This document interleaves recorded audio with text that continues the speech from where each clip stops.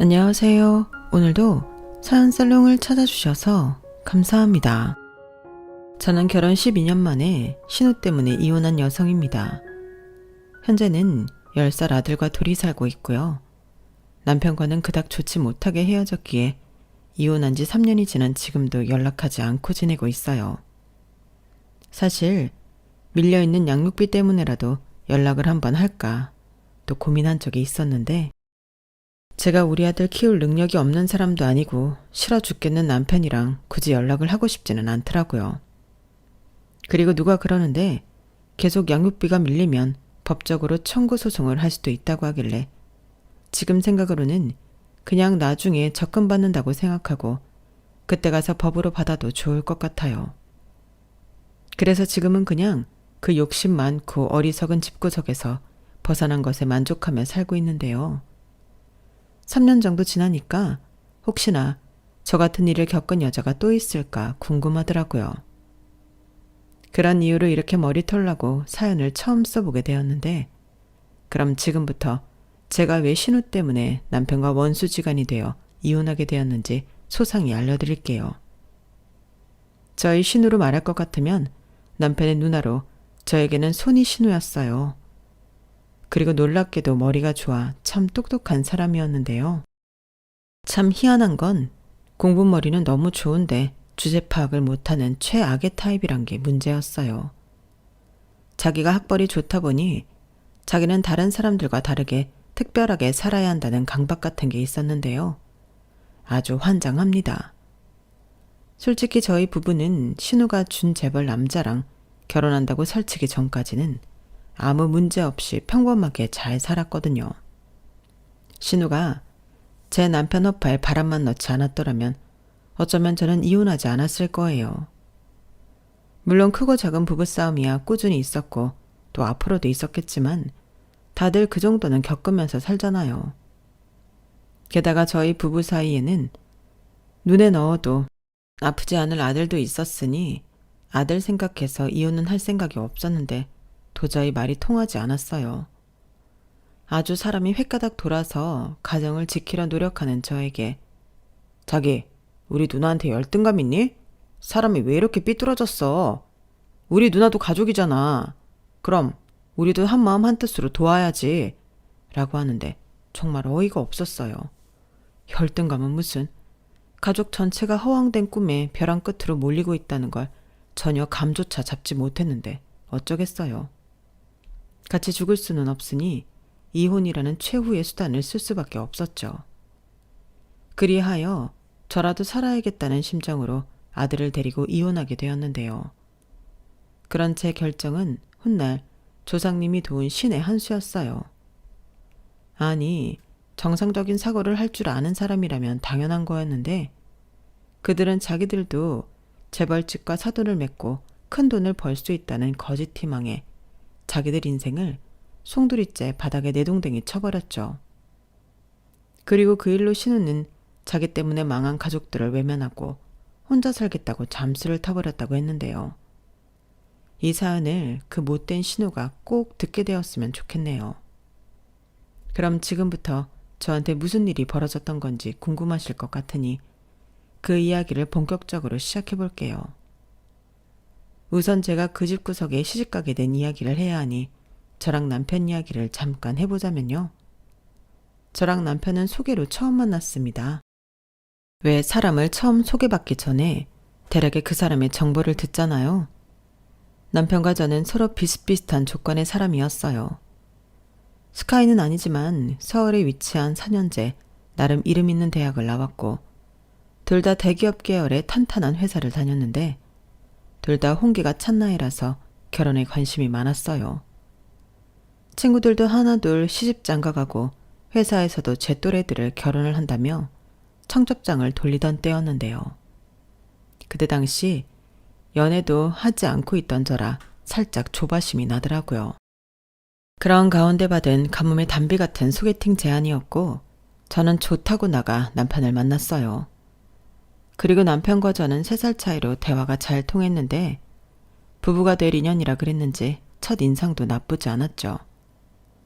그렇게 한 번, 두 번, 세 번 만나다 보니 연인 사이가 되었어요. 남편도 연애를 쉰 지 오래되어 여자친구를 만들고 싶어 했는데 둘 다 서로 좋게 봤기에 사귀게 되었죠.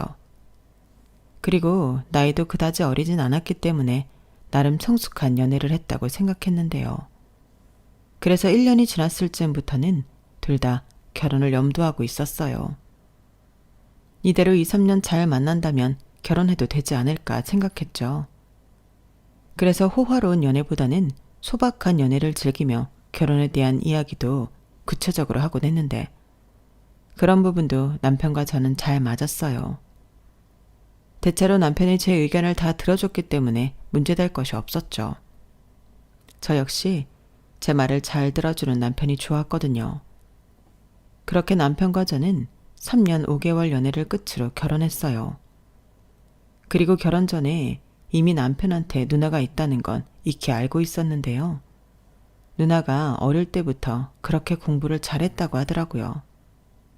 외고를 나와 이름만 얘기하면 다 아는 Y대를 나왔고 같은 이름의 대학원까지 나와 집안의 자랑이라고 했는데 그때는 저도 와 멋지다. 나 그렇게 똑똑한 사람 처음 봐. 라며 신우를 엄청 좋게 봤어요. 솔직히 멋있다고 부럽기도 했거든요. 그런데 처음 시댁에 인사를 갔을 때 보게 된 신우는 사람이 참 별로였는데요. 무슨 말을 한 것도 아닌데 눈빛부터가 저를 아주 깔보고 있다는 것이 느껴져서 싫었어요. 사람이 아무리 나이가 저보다 많다고 해도 저도 어른인데 무례하다고 생각했죠. 게다가 신우는 당시 별다른 직업도 없이 집에서 놀고 있었기 때문에 제 입장에서는 한심하기 짝이 없었는데 듣자 하니 다녔던 회사마다 사람들과 문제가 있었던 모양이었어요. 그래놓고 신우는 진짜 수준 안 맞아서 같이 일을 못하겠더라고요. 무식한 주제에 왜 그렇게 아는 척을 하고 사람을 가르치려 하던지 꿀 같지 않아서 그냥 관뒀다니까? 지가 감히 학사 주제에 나한테 뭘 가르쳐? 이런 식으로 다른 사람들을 폄하했는데요. 누가 저 소리를 듣고 참겠어요. 그러니 그런 인성 논란으로 다니는 회사마다 왕따를 당했고 또 그 꼴은 못 보겠는지 신우가 더럽고 치사하다며 사표를 던졌다고 했는데 그렇게 수십 군데의 회사에서 사표를 낸 화려한 이력 때문에 나중엔 다른 회사에서도 채용을 꺼리는 것 같았어요. 워낙에 좁은 바닥에 경력을 숨기고 높은 학력으로 회사에 들어간다 쳐도 며칠 되지 않아 소문과 함께 또다시 그 나쁜 습관이 튀어나왔으니 어찌 보면 신우는 자기 손으로 자기 무덤을 판 꼴이 되었죠. 그럼 반성이라도 하고 그 좋은 머리로 다른 공부를 해야 할 텐데 신우는 늘 불만만 가득했죠. 레퍼토리도 늘상 같았고요. 자기처럼 석사까지 한 사람이 학사받은 사람들과 똑같은 곳에서 똑같이 일한다는 게 말이 안 된다고 자기는 무슨 특별 대우라도 받아야 한다는 듯 떠들고 다녔는데 저도 결혼하고 얼마 지나지 않아 그 말을 듣게 되어 당황했었죠. 내가 말이야 석사까지 따고 저것들이랑 똑같은 취급을 받는다는 게 말이 돼? 똑같이 일을 하는 게 맞는 거냐고. 아니 그렇잖아. 고졸 대졸이 얼마나 차이가 큰데. 그럼 학사랑 석사도 그 차이가 더 크다고 생각하지 않아? 나 참 진짜 답답해서 돌아버릴 것만 같아. 이건 뭐 다들 자격지심만 쩔어서 일부러 나한테 함부로 한다니까? 라고 했는데요. 저는 저 말을 듣고 제 귀를 의심했어요. 전에 남편한테는 이 정도 이야기까지는 들어본 적이 없었는데 남편도 이런 말까지 하긴 창피하니까 하지 않았겠죠. 그리고 저 역시도 결혼 초반에는 신우가 다른 사람들보다 똑똑하고 공부를 오래 한 걸 높이 샀는데요. 그렇다고 나는 너희들에 비해 많이 배운 대단한 사람이니까 특별 대우해는 아니라고 생각했어요. 하지만 신우는 정말로 그게 맞다고 생각하는 사람이었고 시부모님도 자기 딸 인성에 문제가 있다는 건 인지하지 못하셨는데 아니 오히려 자기 딸은 뭐라도 큰 일을 해낼 사람이라 굳게 믿는 눈치더라고요. 그리하여 자기들은 똑똑한 딸 덕에 호강할 거라고 믿어 의심치 않으셨는데 그게 시간이 지나면서 당신들 딸이 돈 많은 집에 시집가서 능력 있는 사위 등골 파묻고 싶다는 걸로 바뀌더군요. 자기들도 자기 딸을 저렇게 키웠는데 그저 그런 사이를 볼 수는 없다고 생각하셨는데, 그런 거 보면 남편이 신우처럼 공부를 잘하지 않아서 다행이라는 생각을 했어요. 만약 남편도 공부를 제법 해서 신우처럼 좋은 대학에 들어가 석사까지 했다면 며느리에 대한 눈높이도 하늘 높은 줄 몰랐을 거니까요. 그런 부분에서는 남편에 대한 기대는 별로 없으셨기 때문에 비슷한 스펙의 저를 반대하지 않으셨는데, 결혼 생활 중에도 시부모님과도 갈등은 없었거든요. 다만 신우랑은 늘 불편한 신경전이 있었는데요. 왜 아니겠어요? 신우 눈에는 제가 마냥 자기보다 못한 사람으로 보였겠죠. 올케 나온 대학이 어디라고 했지? 나는 서울에 대학이 많다고 해도 잘 모르겠더라. 아, 그러세요? 저 땡땡대 나왔어요. 그래? 거기 4년제인 거지? 그럼 지금 회사에서는 연봉이 얼마야? 그 대학 나오면 대기업에는 못 들어가는 거지? 못 들어간다기보다 제가 지금 다니는 회사가 좋아서 지원했는데, 그리고 굳이 따지는 것도 웃기지만 저희 회사 대기업 계열사라 대우는 비슷해요. 그래도 계열사가 계열사지 대기업은 아니잖아. 사람들이 회사 이름 얘기하면 알기는 해? 그럼요. 아는 사람들은 다 아는데 그이 다니는 회사도 그렇고요. 나는 그래도 전통 계열이 좋더라. 신라시대 골품제를 생각해봐. 진골이 아무리 지들이 높다고 설쳐도 성골 앞에서는 반개잖아. 그러게, 학교 다닐 때 공부 좀 열심히 하지 그랬어? 하긴 이건 내가 내 동생한테도 계속 얘기했던 건데 안 되는 건 안 되는 거더라. 그렇지. 안 그럼 개나 소나 다 스카이 가겠지? 이런 식으로 골품제까지 들먹이며 사람을 아주 대놓고 무시했는데, 세상에는 저희 신우보다 더 많이 배우고 잘난 사람들도 정말 많을 텐데 그 사람들도 다들 저런 마인드를 갖고 살까요? 솔직히 저도 인서울 4년제 나와 번듯한 회사 다니는데 막말로 고학력이지만 백수인 신우한테 무신당한다는 게 기분이 좋을 리가 없었죠. 게다가 신우는 그 스펙에 시부모님에게 용돈 받아서 살고 있었는데 제 눈에는 그런 신우가 더 한심스러워 보였거든요. 거기에 자기 주제도 모르고 취향이랑 눈은 왜 그리도 머리 꼭대기에 붙었는지 비싸고 이름 있는 것만 밝혔더라고요. 그렇다고 또 인물이 어마무시하게 뛰어난 것도 아니었는데요. 이건 제 개인적인 의견일 수 있겠지만 제 눈에 신우는 절대 미인도 아니었거든요. 게다가 그 좋은 머리로 자기가 뭘 하고 싶은 건지도 모르고 그저 남보기 좋은 것만 따져댔는데 보고만 있으면 답답했죠. 하지만 손아래 신우도 아니고 팔은 안으로 굽는다고 남편이나 시부모님에게 신우에 대해 싫은 소리를 하지 않았는데요. 남편은 그걸 나중에 제가 자기 누나한테 꿀리기 때문에 말을 못한 건 줄 알더라고요. 저는 그런 생각을 하는 줄도 모르고 불만이 가득해 배려를 해준 건데 제 입장에서는 뒤통수 맞은 꼴이 되었죠.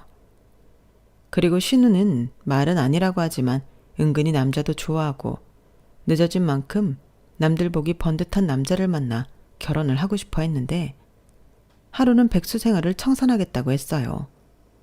그러면서 자기는 무슨 일이 있어도 꼭 대기업에는 들어가겠다고 했는데 나중에 알고 보니 결혼정보회사에 등록할 때 아무리 학력이 좋아도 직업이 없으면 가입이 안 된다는 소리를 들었다고 하더라고요.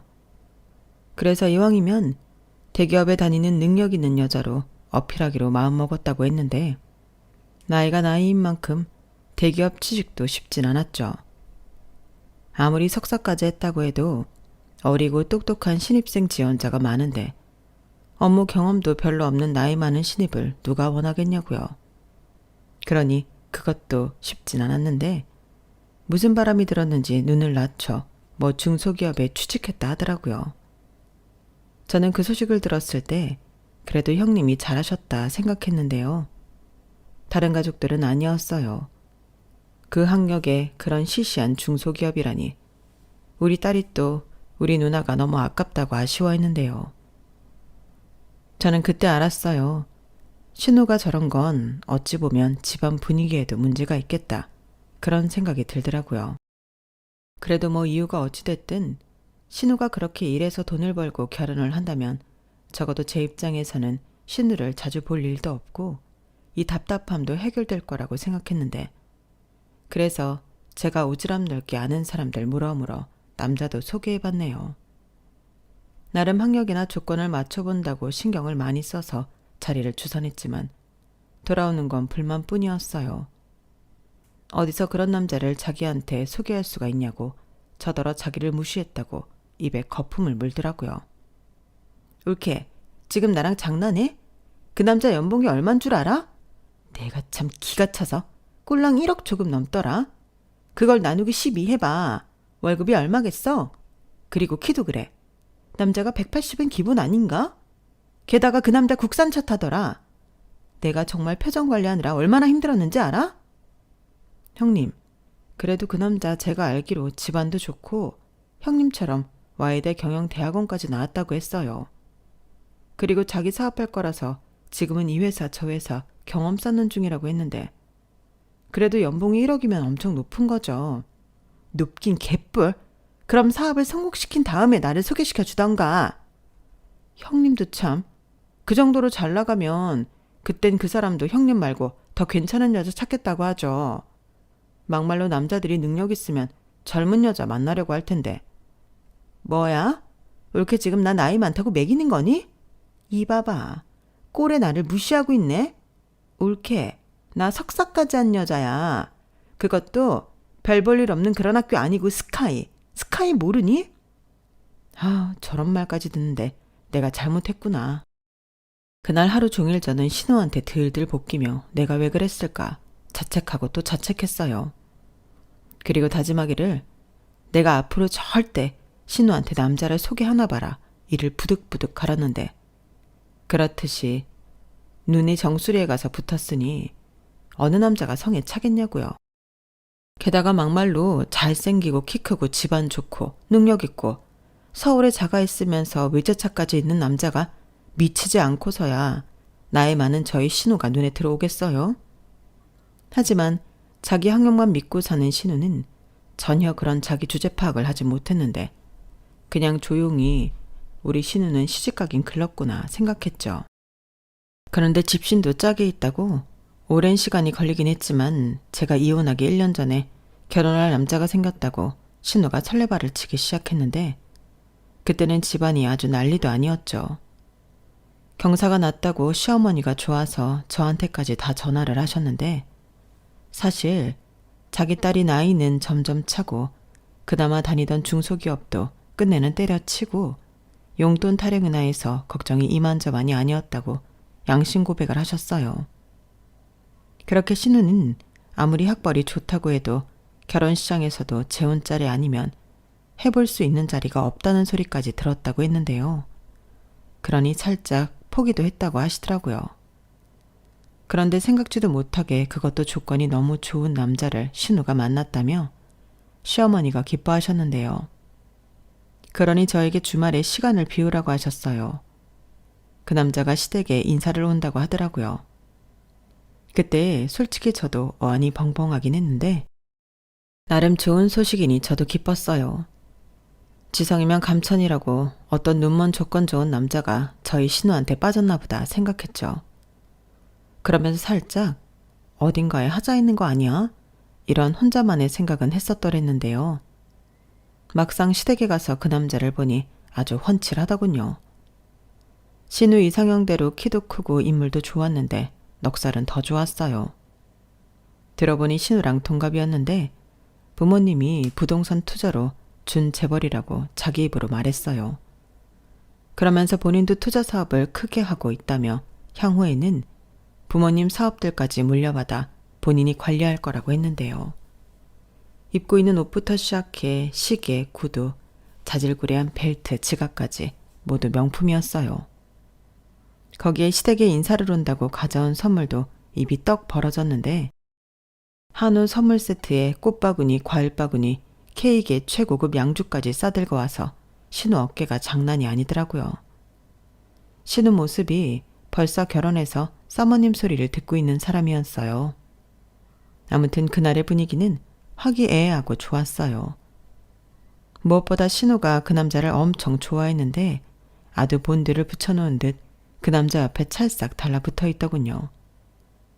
저는 신우의 그런 모습을 그때 처음 봤어요. 자기야, 물 줄까? 손수건 필요해? 불편하면 말만 해. 내가 다 해줄게. 오늘 일 많아서 피곤했지? 엄마, 우리 피로회복제 같은 거 없나? 아니면 아빠 먹는 홍삼이라도 좀 가지고 와. 이런 여우짓을 했는데 맨날 잘난 척만 하는 모습을 보다 저런 모습을 보니 저는 좀 신선하더라고요. 그러다 그 남자가 전화가 걸려와서 잠깐 자리를 비웠을 때 궁금한 나머지 제가 먼저 둘이 어떻게 만났는지 물어봤어요. 그러자 시어머니가 헛기침을 하면서 신우한테 눈치를 주는 것 같았는데 신우는 개의치 않았는지 혼자 신나서 얘기해줬죠. 무슨 애도 아니고 채팅에서 남자를 만났다고 하는 거예요. 저는 순간 어떤 리액션을 해야 하나 잠시 동안이지만 멍해져 있었는데 남편이 먼저 그랬어요. 무슨 준재벌이 채팅으로 여자를 만나. 누나, 제대로 알아보고 사람 만나는 거 맞아? 이렇게 말했는데 제가 하고 싶은 말을 그대로 다 해주니 속이 시원한 거 있죠. 잘은 모르지만 상식적으로 그런 류의 사람들이 왜 채팅으로 이성을 만나겠냐고요. 그런 사람들이야말로 집안 대 집안끼리 결혼을 하든가 아니면 누군가 전문적으로 매칭을 해주는 사람이 있을 텐데 저도 남편처럼 신우가 제대로 알아보지도 않고 남자를 만나 사기라도 당하고 있는 게 아닌가 걱정이 되었어요. 하지만 신우는 이미 자기가 다 확인했다면서 자기가 지금 만나는 남자가 준재벌이 맞다고 했는데요. 도대체 뭘 확인했다는 건지 궁금해서 제가 물어봤죠. 형님, 뭘 어떻게 확인하셨다는 거예요? 저는 단지 형님이 남자를 너무 오랜만에 만나니까 걱정돼서요. 걱정은 무슨, 우리 그의 집도 가봤고 사무실도 가봤어. 그리고 아까 못 봤어? 하고 다니는 거 봐. 저런 건 흉내 내려고 해도 안 되는 거야. 내가 남자를 못 만났지? 그동안 얼마나 연구를 했는데. 연구요? 아니 무슨 연애를 연구로 해요. 근데 다 좋은데 형님. 돌다리도 두드려 보고 건너면 더 안전하다고.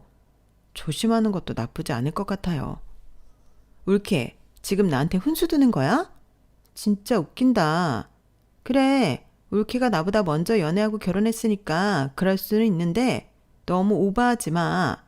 나 울케보다 배운 여자거든? 누나도 참, 이런 문제에 누가 더 배우고 덜 배우고가 왜 중요해. 이 사람은 누나 걱정돼서 그러는 거잖아. 누나가 10대도 아니고 누가 그 나이에 채팅으로 남자를 만나냐? 야, 너까지 이렇게 깽판 칠 거면 그냥 가. 니들은 내가 결혼해서 행복해지는 게 배 아픈 거지? 왜? 나는 이렇게 계속 있다가 노처녀로 늙어 죽을 줄 알았는데 너무 괜찮은 남자를 데리고 와서 깜짝 놀랐냐? 두고 봐. 앞으로는 더 놀랄 거다. 내가 우리 여보랑 결혼해서 얼마나 떵떵거리고 잘 사는지 두 눈 뜨고 잘 지켜보라고. 엄마 아빠도 그래. 이제 고생 끝이야. 내가 결혼만 하잖아? 재벌 사이가 생기는 거야. 좋지 않아?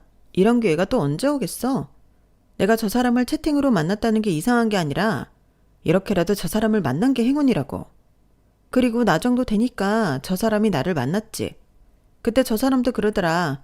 그냥 호기심에 해본 건데 어떻게 나를 여기서 만나게 됐냐고.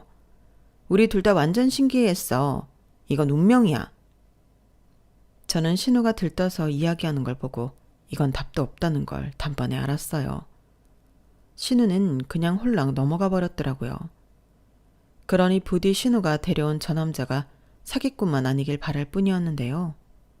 솔직히 저 때까지는 저희로 제가 이혼하게 될 줄은 꿈에도 몰랐어요. 그렇게 신우가 신분 상승이라는 욕망에 쏘아올린 작은 공은 저희 가정을 파탄내기 시작했는데 그 남자가 끌고 다니는 차가 롤스로이스? 뭐 그런 유명한 차라고 하더라고요.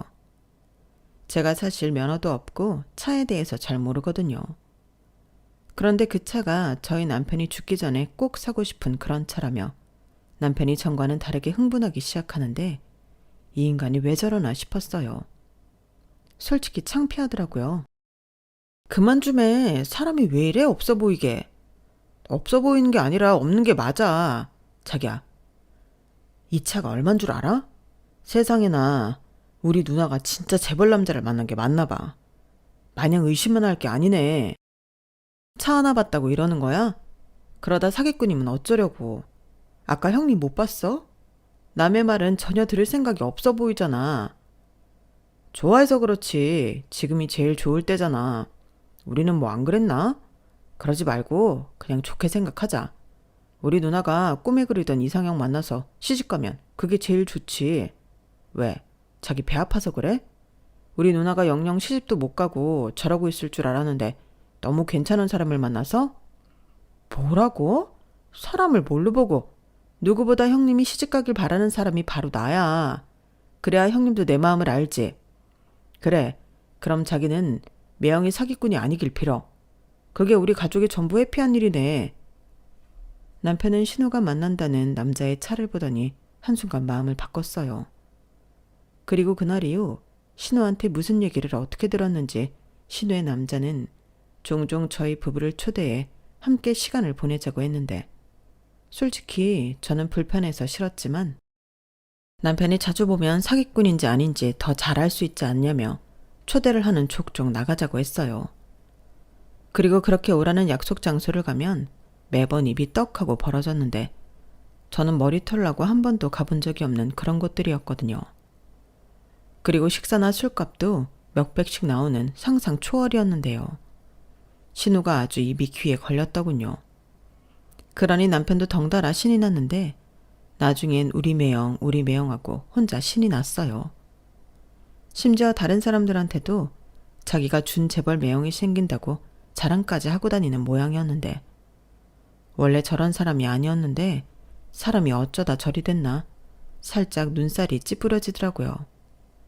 그래서 작작 좀 해. 진짜 창피해서 못 봐주겠네. 그러다 아니면 어쩌려고 그래. 라며 남편한테 한 소리 하기도 했는데요. 남편은 그때부터 저더러 제가 자기 누나를 부러워서 샘는다고 몰아갔어요. 자기 평소에도 우리 누나 싫어했잖아. 누가 우리 누나 같은 여자를 좋아하냐고 은근 막말도 많이 하고. 근데 전세 역전되니까 마음이 좀 그러냐? 심부 좀 곱게 써. 자기도 우리 누나가 시집 잘 가면 좋지 뭐.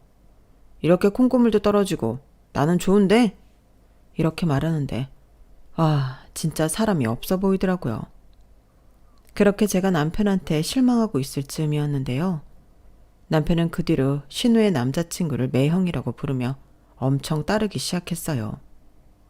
그래서 주말에 남자만 보기로 했다며 나간다거나 1박 2일로 골프를 필드를 나간다거나 하며 허파에 바람이 제대로 들어가기 시작했는데 이젠 제가 신우를 걱정할 게 아니라 남편을 걱정해야 할 판이었어요. 하지만 신우는 별걸 다 걱정한다며 자기는 보기 좋고 시부모님도 좋아한다며 저더러 극성이라고 했는데요. 그러면서 영민이 걔도 지 매형한테 잘 보이려고 그러는 거야. 걔가 어릴 때부터 사람 보는 눈이 있었어. 자기한테 도움될 것 같으니까 미리서부터 줄 서는 거지. 올케는 아무것도 모르면서 설친다. 라고 저를 또 무시했어요. 하지만 제가 볼 때는 그저 헛바람만 들 뿐 전혀 도움이 될 것 같지 않았는데 그 일로 남편과도 몇 번을 싸웠는지 몰라요. 사실 제가 이렇게까지 뭐라고 하면 평소에 남편은 제 의견을 들어주는 사람이었는데 그때는 전혀 제 말을 들으려 하지 않더라고요. 심지어 무슨 모임에서는 파트너까지 소개해 1박 2일로 여자랑 놀다 오기도 했는데 제가 우연히 남편의 핸드폰을 보다가 그걸 알고 한바탕 뒤집어진 적도 있었어요. 그런데 남편은 그냥 놀기만 한 파트너야. 스킨십을 한 것도 아니고 연락처를 주고받지도 않았어. 그냥 게임만 했다니까. 재벌들은 다 그렇게 논대. 라며 대수롭지 않은 거라고 했는데요. 맹세코 제가 의심하는 그런 일은 없었다고 하더라고요. 지금 그걸 나더러 믿으라는 거야? 입장 바꿔서 내가 남자 파트너랑 그렇게 놀다가 왔다면 자기는 그렇구나 하고 믿을래? 아니 내가 속일 마음이 있었으면 그런 증거도 안 남기지. 나 바보 아니다. 내가 떳떳해서 아니라고 하는데 자기가 안 믿는다고 하면 내가 뭐라고 해. 믿고 안 믿고는 자기 자유지. 근데 나는 당당해. 이렇게 남편은 자기는 떳떳하다며 저한테 그 이후에 아무런 설명도 하지 않았어요. 확실히 신우의 남자친구를 만나고 다니면서부터 사람이 변했는데 나중에 또 신우가 같이 식사라도 하자고 해서 가보니 제 남편이 그 남자의 운전기사인 양 꼴이 말이 아니었어요. 남편은 자기가 좋아하는 차를 운전할 수 있어 좋다고 자기가 자초한 일이라고 했는데 정말이지 그 꼬라지가 바보처럼 보여서 견딜 수가 없었어요. 하지만 신우는 뭘 그런 걸 가지고 그러냐며 신경 쓰지 말라고 했는데 어떻게 신경을 안 쓰겠냐고요. 제가 있을 때도 이 정도면 제가 없을 때나 시간이 더 많이 지나 더 편해지면 저 남자가 내 남편을 어떻게 대할까 걱정이었는데 그런 와중에 신우는 본격적인 결혼 준비에 들어갔어요. 근데요, 참 웃긴 게 결혼 준비를 한다면서 상견례도 없이 바로 결혼 날짜를 잡더라고요. 뭐 말로는 그 남자 쪽 부모님이 너무 바쁘셔서 무조건 예비 며느리와 사돈에게 맞추겠다고 하셨다는데 시어머니는 안사돈과 통화는 한번 했다면서 집이며 결혼식장 같은 건 전부 자기들이 준비할 테니 남 보는 눈도 있으니 혼수랑 예단만 신경 써달라고 했다더군요. 그러면서 혼수와 예단 리스트라고 문자로 보냈다는데 세상에나 대충만 훑어봐도 억소리는 나오는 게 생겼더라고요. 밍크부터 시작해서 명품 회사를 차릴 건지 가방, 옷, 신발 거기에 양말까지도 리스트에 있었는데요. 신우 말로는 재벌들은 다 그런다고 골빈 소리를 하더군요. 거기에 골드바 뭐 그런 것들도 적혀 있었는데 저도 결혼을 해본 사람이지만 전부 다 생소한 것들이었어요. 그리고 우선적으로 그렇게 혼수를 해줄 만큼 시댁이 경제적으로 여유가 있는 것도 아니었는데 딸을 부잣집에 시집을 보내야 한다는 시부모님의 진념은 대단했죠. 여기저기 돈을 빌리고 대출까지 받아서 그 리스트를 빠짐없이 준비하셨다 하더라고요. 그리고 결혼 날짜를 얼마 남겨두지 않고 예비 아주버님이 해외 출장 일정이 잡혔다고 했는데요. 중요한 해외 투자처라며 자기가 안 가면 일이 안 된다고 했었죠. 그러면서 그때 공항 갈 때 운전을 제 남편한테 부탁했는데요. 저는 옆에서 팔짝 뛰며 거절하라고 했지만 남편은 제 반대에도 불구하고 그러겠다고 했어요. 출장 일정이 일주일 정도 되는데 그 일주일 동안 그 차를 남편더러 자유롭게 써도 된다고 했다더라고요. 그러니까 그 말에 남편이 넙죽 엎드려 좋다고 한 건데 저렇게 벨도 없는 인간이었나? 오만 정이 떨어지더라고요. 그 차가 뭐라고 저렇게 사람이 자존심도 없이 저러나 어디 가서 내 남편이라고 말하는 것도 쪽팔렸는데요. 그래서 남편이 저에게 예비 아주버님 배웅해주러 같이 가자고 했을 때도 싫다고 했어요. 그리고 당일에 공항에 다녀온 남편은 그 차를 저희 아파트 주차장에 주차를 해놓고 하루 종일 싱글벙글이었는데 행여 누가 문콕이라도 할까 아니면 긁고 도망이라도 가진 않았을까 전전긍긍했는데요. 그렇게 저희 집 주차장에 그 차를 모셔놓고 생각나면 내려가서 차 한번 보고 닫고 광내고 아들한테도 생전 귀찮아서 얘기도 하지 않던 교회로 나가서 자전거를 타고 오자고 아들한테 졸랐어요. 저는 그런 남편한테 그러다 남의 차 사고로도 나면 어쩌려고 그러냐 한 소리 하기도 했는데 이럴 때 아니면 자기가 저 차를 언제 끌어보겠냐고 제 아들보다 남편이 더 어린애 같더라고요. 하지만 그렇다고 저런 모습에서 정이 떨어져 이혼을 결심한 건 아니었는데 제가 이혼하게 된 결정적인 일은 그 후로 4일 뒤였어요. 곧 있으면 귀국을 해야 하는 예비 아주버님이 자금 문제가 터져서 귀국은 물론이고 당장 결혼도 하기 힘든 상황이라며 신우한테 SOS를 쳤다고 하더라고요. 만나기로 한 해외 투자처가 사기였다면서 여기서 펑크가 나면 도미노처럼 줄줄이 자금 문제로 큰일이라고 했는데 자기 부모님 돈까지 몽땅 들어와 있는 상황이라 집안 자체가 망할 수도 있는 일이라고 했어요. 다만 첫 고비만 넘기면 자기가 귀국해서 건물과 사업을 일부 정리해서 자금난을 해결할 수 있다고 했는데요. 이미 혼수며 예단 준비를 거금을 들여 끝내놓은 신우는 혹여라도 시집을 못 가게 될까봐 안달복달이 나셨어요. 그리하여 저희 부부한테도 시댁으로 오라며 호출을 하신 건데요. 그때도 말도 안 되는 강요를 받게 되어 저는 남편이랑 이혼까지 하게 되었어요. 시어머니가 저를 보자마자 이런 소리를 하셨거든요. 큰일 났다. 우리 정서방이 해외에서 들어오지도 못하고 사기꾼을 만나서 고초를 겪고 있대. 어머니, 그게 무슨 말씀이세요? 옳게, 머리가 안 돌아? 왜 바로 못 알아듣고 그래?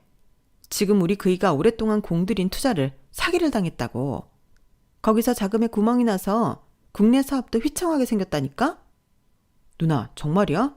그럼 우리 매형 망해? 그럼 차는? 차도 넘어가는 거야? 너는 지금 이 와중에 차가 걱정이니? 우리 남편 어쩌니? 그래서 하는 말인데 니들 아파트 말이다. 그거 값이 많이 올랐다고 하지 않았니? 네? 어머니, 갑자기 저희 아파트는 왜 물으세요? 설마 저희 아파트 팔아서 돈 해달라는 거 아니시죠? 저희 이제 3년 살았어요. 올케 좀 도와줘. 아니, 올케도 잘 생각해봐. 이건 투자하는 거야. 이번 일만 잘 해결되잖아? 그럼 나 시집 가는데 문제 없고, 그럼 나랑 우리 그이가 그 집보다 더 비싼 아파트 사주고도 남지. 형님, 저는 그런 말 안 믿어요. 그리고 이제서 하는 말인데 저는 그 사람 사기꾼 같다고요. 뭐라고? 옳게나 웃긴다. 우리 그이가 비싼 밥 사주고 술 사줄 때는 잘만 받아먹더니 우리 그이가 힘들다고 좀 도와달라고 하니까 사기꾼 같다고? 어떻게 인간이 그래? 형님, 정신 차려요. 어차피 아직 식 안 올렸고 혼인신고도 안 했잖아요. 이러다가는 온 식구가 다 죽는 수도 있어요. 시끄러워. 식만 안 올렸지 정서방은 이미 우리 가족이나 다름없어. 내가 그 혼수랑 예단하느라 빚을 얼마나 졌는데. 너는 이제 와서 그런 소리를 하니? 됐고. 이건 우리 가족이 힘을 모아서 해결해야 해. 그러니까 니들은 니들 아파트 팔고 가지고 있는 돈 죄다 끌어서 10억 만들어 와. 지금 당장 20억이 필요하다고 하는데 니들 할당은 10억이다. 니들 아파트만 팔아도 어느 정도는 되잖아. 말도 안 돼요, 어머니. 저희가 왜 형님 시집 보내기 위해서 어렵게 장만한 집을 팔아요? 경민애미야, 진정해라. 이번 일만 넘어가면 우리가 무슨 수를 써서라도 니들이 손해본 건 해결해 줄게. 지금은 네 신우 결혼하는 게 우선이니까 협조 좀 부탁하마. 싫어요. 말도 안 돼요. 옳게, 진짜 너무한다. 좋아, 내가 약속할게.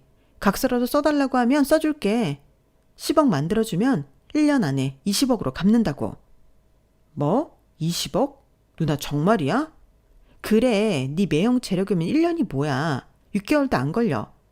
왜 이렇게들 간이 작아? 이래서 소시민들하고는 수준 차이가 나서 말이 안 통한다니까? 저는 신우의 말도 안 되는 소시민 타령에 어이가 없었어요. 그리고 절대 우리 집만큼은 양보할 수 없다. 못을 박았는데 다행히 저희가 아파트를 장만할 때 공동명의로 해놔서 남편이 아무리 20억에 혹했다고 해도 혼자는 어쩔 수 없었어요.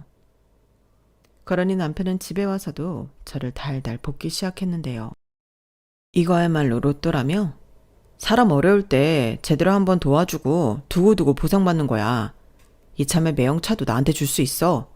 라며 호파에 바람이 잔뜩 들었더라고요. 저는 무조건 안 된다고 했죠. 내가 장담하던 게 네 누나 꽃뱀, 아니 방울뱀한테 물린 거라고 정신 차리라고 했어요. 남편은 말도 안 되는 소리 하지 말라며 자기도 다 알아봤다고 큰 소리를 치더군요. 이 인간이 알고 보니까 매형 하면서 그 남자 말에 홀려 저 몰래 신용 대출을 받아 몇 군데 투자를 했다고 하는 거예요. 그러면서 자기도 꼼꼼히 알아보고 했다며 자기 매형이 준재벌의 유능한 투자 사업가라고 하던데 저는 남편의 말에 경악했어요. 저희가 맞벌이인 만큼 경제 관리는 각자 알아서 하고 있었거든요. 그러니까 서로 200만 원씩 생활비와 적금 낼 돈을 공동통장에 입금하면 그 나머지 돈은 알아서 쓰고 있었는데 이 인간은 그동안 갖고 있던 돈도 부족해서 대출을 받았고 저 몰래 그 빚을 갖고 있었던 거죠. 하긴 이제 와서 느낀 건데 남편은 걸핏하면 돈이 없다고 했어요. 그래서 저한테 택시비 5만 원만 달라고 하는 날도 있었고 금방 준다며 10만 원, 20만 원, 30만 원씩 빌려가기도 했는데 왜 돈이 없다고 저런 말을 했는지 순간 이해가 다 됐어요. 저는 원래 돈에 있어서는 남편한테 간섭을 잘 하지 않았거든요. 그래서 그때도 이번 달은 지출이 많아서 돈이 부족한가 보다.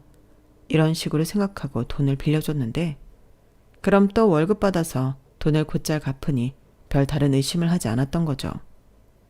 하지만 꼬리가 길면 밟힌다고 점점 빌리는 돈 액수가 커졌는데 그때는 살짝 어라? 하며 의심이 가긴 했어요. 제 딴에는 예비 매제를 만나 지출이 늘었다고 생각했던 거죠. 그런데 이게 그런 지출이 아니라 투자한다고 대출받아 쓴 돈이라니 너무 충격이었어요. 하지만 남편은 미래를 위한 투자를 했을 뿐 전혀 잘못했다고 생각하지 않았는데 그러니 이번에도 10억을 벌 수 있는 기회라며 집을 당장 팔자고 하더라고요. 자기가 알아봤는데 저희 아파트를 팔면 9억 정도에 넘길 수 있고 그 돈으로 집 대출금 남은 걸 갚아도 7억 넘게는 만들 수 있다며 나머지 부족한 건 제가 신용대출을 받아서 10억을 채우자고 했는데 남편이 너무 구체적으로 이야기하니 그 자체만으로도 너무 소름이 끼쳤어요. 물론 안 된다고 단호하게 거절했죠. 그렇잖아요. 그럼 집 팔고 빚 내고 그 이후에는 시댁 들어가 사는 건데 제가 왜 신우 때문에 시집살이를 하면서 빚이나 갖고 살아야 하는 건지 생각만 해도 질색이었어요. 남편은 고생은 짧고 행복은 길다고 했지만 저는 전부 개소리처럼 들렸거든요. 그렇게 그날 아주 맹렬하게 싸웠는데 그 다음 날이 되고 그 다음 날이 되어도 남편은 그만두지 않더라고요. 급기야 자기는 무조건 10억을 더 벌어야겠다고 싫으면 이혼하자고 했는데요. 어이가 없었어요. 그래서 진심이냐? 이거 분명 가족 전체가 알거지 되는 사기라고 제가 아무리 뜯어말려도 의심병 있는 저만 빠지라며 이혼 서류까지 들고 나타났는데 이쯤 되니 이건 아무리 말려도 될 일이 아닌 것 같았어요. 그래서 애는 어떻게 할 거냐 최후의 수단을 썼는데 이 인간은 돈 앞에서 부성에도 없는지 애는 저더러 키우라고 하더군요. 그러면서 당장은 힘드니 양육비를 못 주지만 자기가 20억이 생기면 그땐 일시불로 양육비를 주겠다고 큰 소리도 쳤는데 저는 네 마음대로 하라고 했어요. 그리고 속전속결로 이혼을 진행했는데요. 합의 이혼이다 보니 이혼은 무척이나 간단하더라고요. 하지만 아들애는 갑자기 엄마 아빠가 이혼한다고 하니 살짝 위축이 되었는데 그래서 저는 이혼한다는 것보다 아들아이 마음 케어에 더욱 신경을 써야 했어요. 아직 초등학생이라고는 하나 요즘 애들이 정서적으로 워낙 빠르다 보니 이게 훗날 상처가 되어 진짜 사춘기 때 저도 아들도 힘들 것 같아 저는 진심을 다해 아들에게 미안하다고 사과를 했는데 저는 숨기는 것 대신 이 모든 사실을 솔직하게 얘기했어요. 집까지 팔아 할머니 댁으로 들어갈 수 없어서 엄마는 이혼하게 되었다고 혹시라도 아빠랑 살고 싶으면 엄마가 얘기를 다시 해보겠다고 설명을 하니 자기도 아빠랑 둘이 사는 건 싫다고 하더라고요. 거기에 저희 아들도 자기 고모를 무척이나 싫어했기 때문에 고모 편을 드는 아빠에 대해 실망이 큰 듯 보였는데 저는 그런 아들에게 한 가지 약속을 했어요. 아빠의 빈자리를 엄마가 전부 채워줄 수는 없겠지만 엄마가 아빠 몫까지 최선을 다하겠다고 손가락을 걸었죠. 그래서 지금까지도 한 달에 2번은 아들이 하고 싶다는 걸 하고 있는데 캠핑도 가고 낚시도 가고 어떤 날은 시즌에 따라 축구나 야구를 보러 경기장을 찾곤 합니다. 덕분에 요즘은 아들이랑 더욱 돈독하게 잘 지내고 있는데요. 이혼 전에는 솔직히 귀찮고 힘들어서 그런 건 아빠 몫이라고 생각했었거든요. 하지만 남편이 없다 보니 우리 아들만 그런 것들을 못할까봐 저는 힘들어도 아들과의 약속은 칼처럼 지키고 있는데 지금은 그런 제 노력을 아들아이가 다 알아주더라고요. 솔직히 남편보다 아들이 더 낫더라고요. 그러니 이렇게 되기까지 저는 이혼 후에도 노력을 쉬지 않았는데 저랑 이혼한 남편은 상황이 더욱 나빠졌어요. 그 이유는 제가 우려한 일이 무슨 예언처럼 그대로 다 이루어졌거든요. 결국 저랑 이혼하고 사채까지 당겨 쓴 남편은 피해자 중에 가장 큰 피해자였는데 신우를 홀린 그 사기꾼은 완전 전물 방울뱀이었어요. 한 번에 여자 셋을 작업해 돈을 뜯어 사기를 쳤는데 남편이 그토록 좋아했던 그 차도 그 남자의 차가 아니었다고 하더군요. 그 차는 그 남자한테 잘못 걸린 여자 중에 한 명의 소유로 빚을 못 갚아 수배된 차량이었는데 이 남자가 번호판만 갈아 끼며 법망을 요리조리 피해 다녔나 보더라고요. 그러다 더는 어려울 것 같으니 그 차를 제 남편한테 인심 쓰듯 버린 건데 이 바보가 그걸 모르고 전국 방방곡곡을 타고 다녔던 거예요. 그러니 당연히 걸렸고 그놈의 사기 행각이 드러났는데 이미 돈은 다 뜯긴 뒤였죠. 20억만 송금해주면 급한 불을 끄고 금방 갚아주겠다고 했던 그 방울뱀은 그대로 잠적해버린 거였어요. 그러니까 그 돈 20억과 혼수랑 예단한다고 쓴 돈까지 시댁 총 빚은 이자까지 합쳐서 30억이 넘었다고 했는데 시댁 집도 날아가고 남편 급여에 압류가 들어오는 등 상황이 파국으로 치달았다죠. 그러니 양육비는 고사하고 당장 돈이 필요했던 남편이 저에게 찾아와 무릎까지 꿇고 돈을 빌려달라고 했는데 제가 미쳤나요? 어차피 제가 도와준다고 해결될 빚의 단위도 아니었죠. 더욱이 저는 애랑 살아야 하는데 절대 그런 눈먼 돈을 해줄 수가 없다 단번에 잘랐고 그 뒤로도 한동안 남편의 돈 빌려달라는 연락은 끊이지 않았어요. 사채까지 썼으니 감당이 안 되는 거겠죠. 그런데 정작 이 사단을 만든 신우는 야반도주하듯 도망을 갔다고 했는데요. 따지고 보면 가장 피해가 적었던 사람은 신우였죠. 가진 게 없고 신용 자체가 없다 보니 자기 가족들만 피해를 입히고 자기는 말짱했던 거예요. 그러니까 나중엔 식구들이 전부 신우만 원망하고 신우한테 나가서 일해서 생활비라도 내놓으라고 하니 그거 싫다고 도망을 갔다고 했는데 아니 학벌이 좋으면 뭐합니까? 저런 인간 쓰레기인 것을요. 그리고 아마 지금도 자기는 학벌이 좋으니 어디를 가서도 잘 살 수 있을 거라고 믿고 있을 건데 이거를 듣고 있다면 딱 한마디만 해주고 싶네요. 야, 너는 네 가족 망하게 해놓고 토끼면 다냐? 네가 착각하고 있나 본데 아무리 네 학벌이 좋다고 해도 넌 안 돼. 네 인생은 이미 글렀어. 이 말을 얼굴 보고 해줬어야 하는데 그러지 못한 게 살짝 아쉽습니다. 그래도 저는 확신해요. 분명 그 얼빠진 신우는 어디에 가든 사람 구실 제대로 못하고 까불다가 개망신 당하고 살 텐데 그런 신우를 보면 공부만 잘하는 것도 별로 좋은 건 아닌 것 같아요. 학벌이 좀 딸리면 어떤가요? 올바른 정신으로 성실하게 살면 저런 인간들보다 훨씬 더 행복하게 잘 살 수 있잖아요. 그런 의미에서 저는 제 아들에게 공부할 생각이 없는데 부디 우리 아들은 아빠랑 다르게 정신 똑바로 차리고 자기 힘으로 성실하게 많은 것을 이루고 살길 바라는 마음입니다. 저는 현재 남편과 연락이 끊긴 지는 오래되었어요. 돈 빌려달라고 한참 매달릴 때 외면했더니 그날 이후엔 연락이 끊어졌거든요. 그리고 연락하면 돈 타령할 게 빤했기에 저도 남편한테 연락할 생각이 없었는데 그게 벌써 3년이 넘었더라고요.